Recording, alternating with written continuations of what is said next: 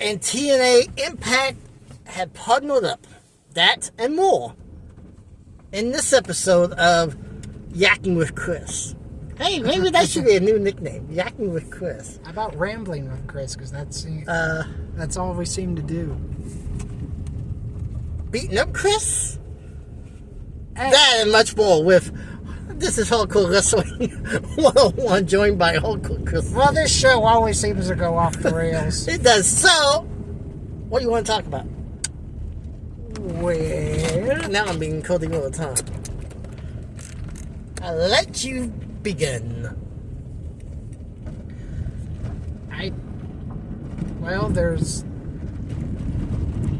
There's the CM Punk return we need to talk about. There's the there's the TNA and Endeavor stuff we need to talk about. Pick one. Pick a subject and we can get started. Okay, let's save the Punk thing. You want to talk about the Punk thing? All I'm going to say is, Will was that pipe bomb that he gave us on Friday night on his return on Monday. There you go. Sounds like he... Well, that was short. Yeah, well, you start the subject. I might jump in when something pops up. Okay, you were never a Punk fan, just like you were never a Cena fan, just like you were never a Ric Flair fan, which I find the Ric Flair thing... I grew up in a home that Hogan was all that and a bag of chips. My mom, to her dying days, was a Hulkamania, not Hollywood, Hulkamania nut. But he was the same guy. Oh, she did not like him when he was black and white. She liked him in red and yellow. Well, wait, you said if she had it her way, she'd marry Kenny Rogers and Hulk Hogan. She would. Yes. And she even told you that. Unfortunately, she can't tell you that no more. Did she ever tell your dad that? Uh-huh. And I think that was part of those fights that they had growing up as a child. But we got off the subject here.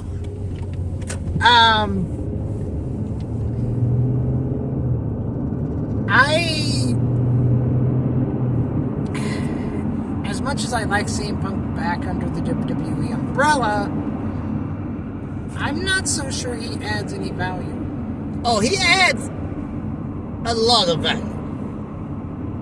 That being said... But he was with the company for well on... I didn't see him coming back. At least to the Rumble. Over 10 years. At least to the Rumble. I did not see it happening in Chicago because I thought that was going to be too obvious. Well, no one thought Punk was going to return to AEW, and they were in Chicago. No, that was the biggest secret slip in the world. Everyone knew he was there. There were people on the sign that said they would riot if he didn't show up. So, yeah, he was definitely going to be there. But we got off the subject again. You're bad about that, you know? You're bad, too. I haven't changed the subject. You were the one that's changing it, and I've got to get back in. And who's the one in the middle of a topic says, okay, let's switch to something else? Oh, that's because it needs to be switched. But, okay. But, I can understand you not being a Cena fan. I can understand you not being a Flair fan, because I was never a Flair fan.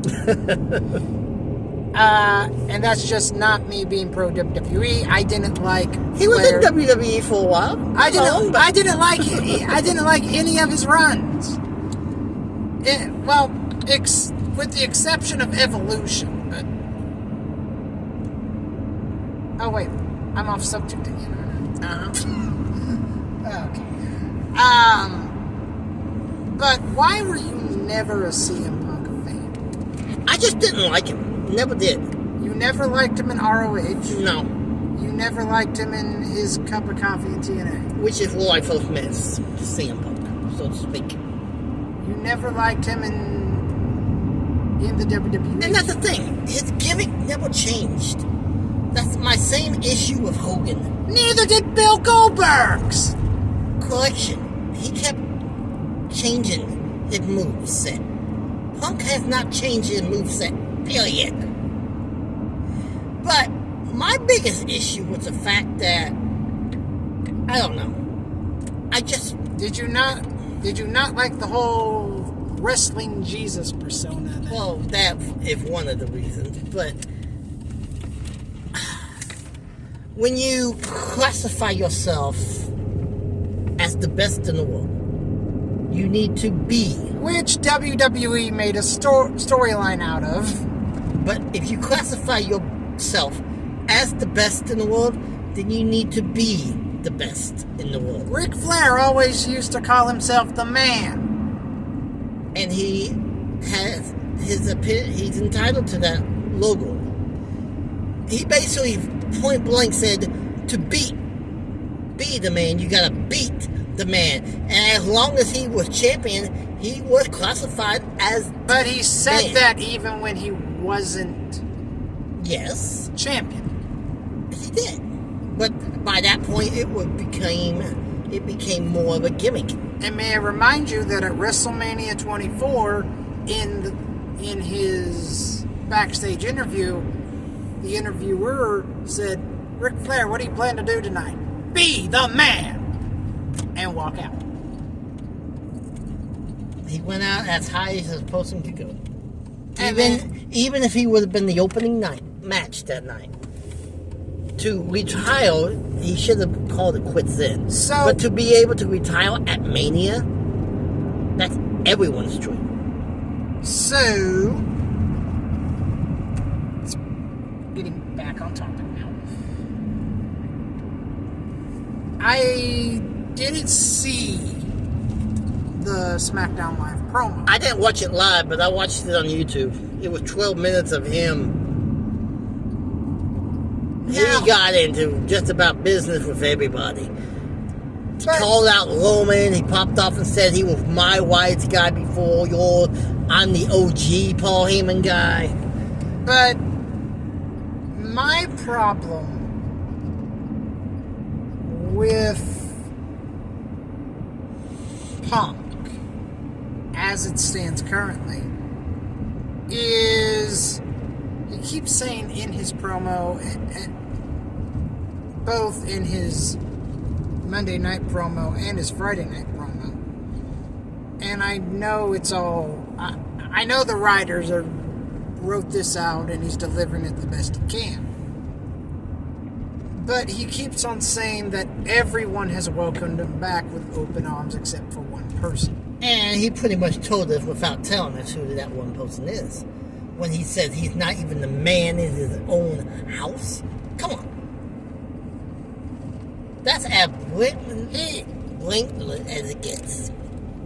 Hey, that's not as bad of an insult as what he told Triple H in their program.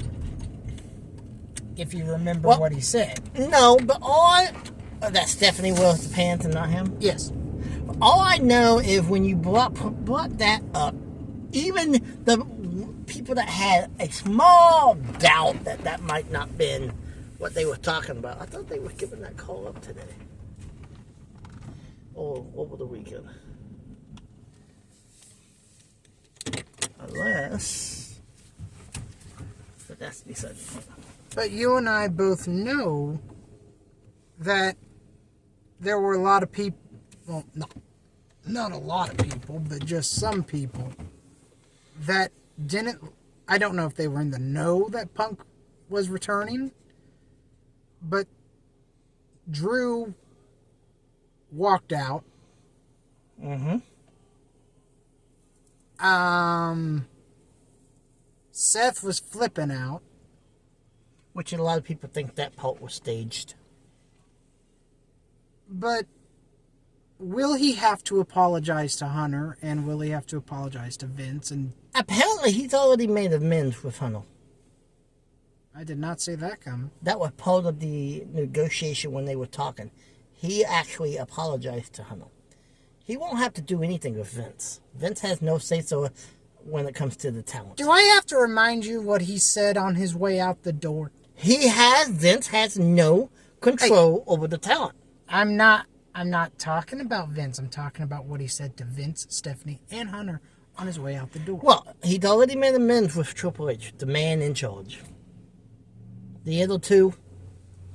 Now, I have a question for you. Mm-hmm. Would you like to see Punk versus Aldous? Aldous? Really? Uh-huh. Big fat guy, right? That does what you should be the one, but he does No, not Otis. Nick Aldis, SmackDown General Manager. He would have to sign to SmackDown for that match to happen. Well, currently, right now, he's a free agent. He's signing on Monday night. That's all there is to it. He showed up on both shows. And he was also on NXT last night for the Saturday special. Why the heck is he making the rounds to the developmental To make territory? it seem like there was a possibility that anyone could get him. So, what? You're not getting Randy Orton and CM Punk on the same show. No, but Randy Orton... I think the fans were happy to see Randy back. But you're not signing him and then getting Punk as well. Not at first, anyways. Didn't Punk lose to Lashley? Punk hasn't had a match back yet. What are you talking about? Oh, no. I saw the WWE highlights and somebody in red trunks got speared by Lashley and they lost. That was Cross. Yeah.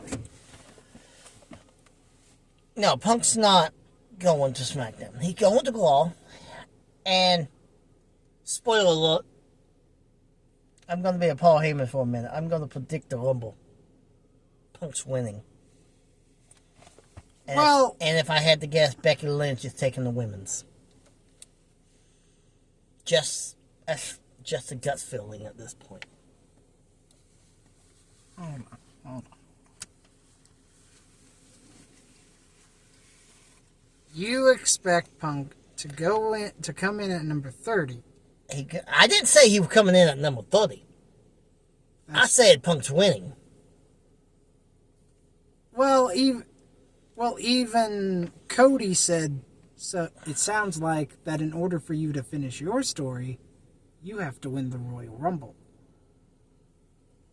So This is how I see Mania playing So does out. that mean Cody's quest is done for right now? No. This is how I see it playing out. I see CM Punk winning the Rumble. Then in a last-ditch effort, somehow Cody's going to be added to the number one contender of the Elimination Chamber match for Roman's title at Mania. Cody's going to go in to the one match he has never competed, I don't think. Has he competed in the Chamber? No. I don't think so. You searched this up like last week or the week before. I believe so. He's going to win the Chamber. Could it happen the opposite which way?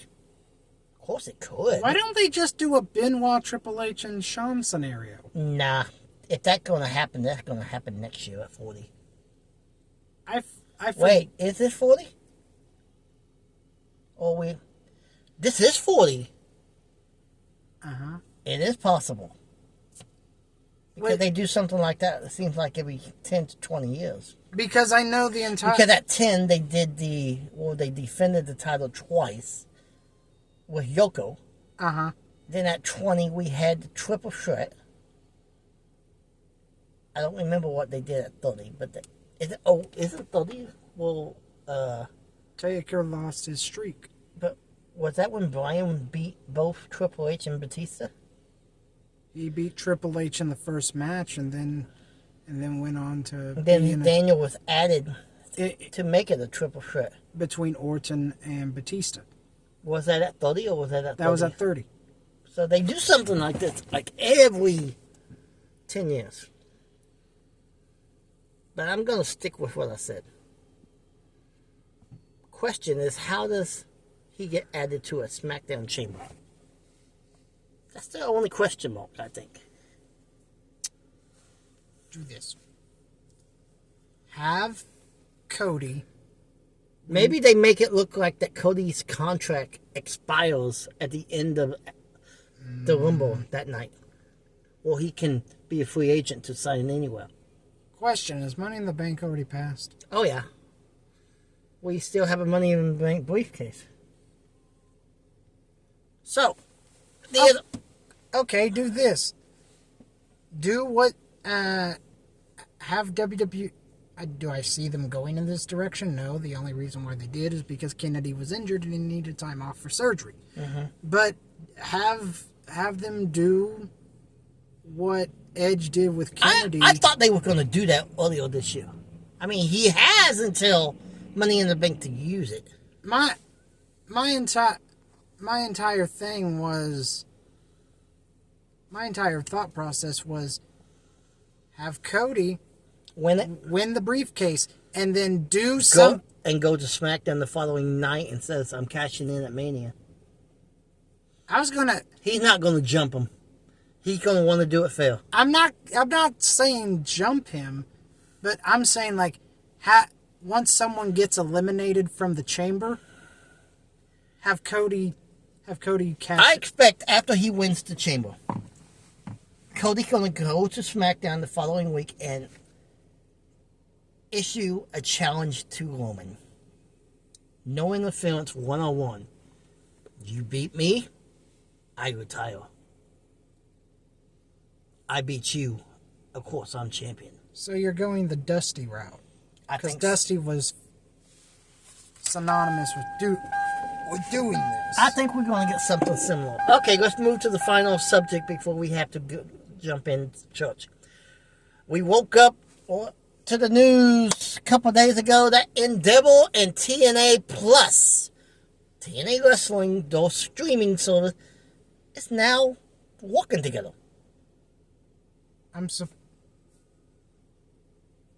Your initial reaction to after I told you about this report? Didn't see it happening. Shocked. Wow. My question is this. Do we now maybe see some surprise Rumble appearances from non-WWE alumni? And I'm not talking about people that have been in WWE before. I mean, maybe a Moose pops in. Maybe someone else pops in. Now that they are working together, could you possibly see some shock entrances? So you're talking like James Storm. Moose. James Storm's been in WWE before. I don't count his one match in NXT. You have to count it. He was there. I'm counting... He was there, but he was still there. I'm counting people that never stepped foot in a WWE ring. Moose is a discount Lashley. It might be, but he's never went to WWE. So... Anyone that's been in WWE, I can see definitely happen. I'm talking about outsiders, so to speak. Outsiders? Sami Callihan, if he was still part of Impact. That type of... Wait, no, Callihan, he worked WWE development to Florida. But you get my point. Yes. Do I see that happening? Probably not. Maybe it's too soon for this year, but maybe going forward, we might see stuff like that. Could you see a possible Tessa Blanchard in this Rumble? No. She has too much backstage drama wherever she goes. But she's have one heck of a hand. She is, and that's the sad thing. Her father is one. She destroyed her own career. Well, so did Austin Aries. Exactly. And now, WWE might reach out to her as a one-off appearance. And go from there, see how that works. But, same way, that's... Well, why don't... I expected Blanchard when her Impact contract came up. I kid you not, I thought she would go to AEW. But she left Impact on very bad terms. Yes, and I would say even worse terms than when Punk left. And at first I was like, why would the world champion just up and leave? She is a uncrowned champion. She never lost that belt. Final thoughts. Well, the next month is going to be interesting. That's all I'm going to say. The next month is going to be interesting, and if you get to take me home, we could always do one more. I doubt it. I doubt we get out of here on time. I have to leave by 8. I know. We usually don't get out of here till 8:15, 8:20. Till we meet again. Cheers. That ain't your sign off. Keep it hardcore, everyone. Cheers. Cheers.